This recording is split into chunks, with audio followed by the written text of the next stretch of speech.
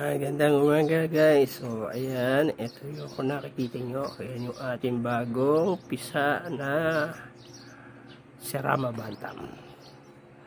Mga bantam po yan, nasisiw.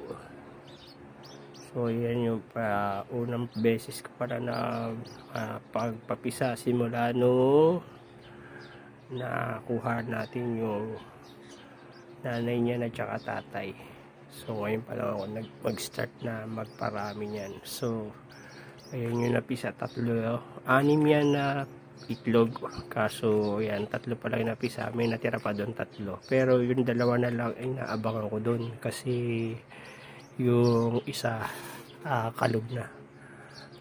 So tingnan natin kung mapisa pa yung 2. Pero kung hindi na, okay na rin to kalahati. Sana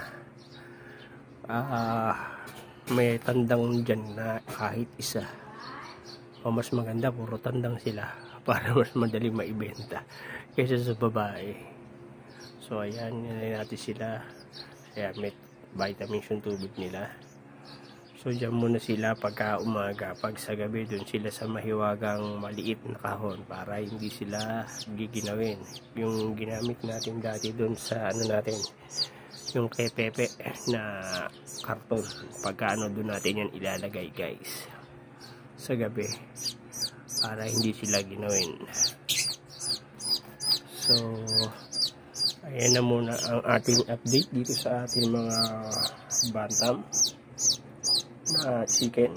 So sana po ay nagustuhan nyo at sana mapalaki natin sila at dumami sila. Maraming salamat po sa panonood. Thank you guys for watching and God bless.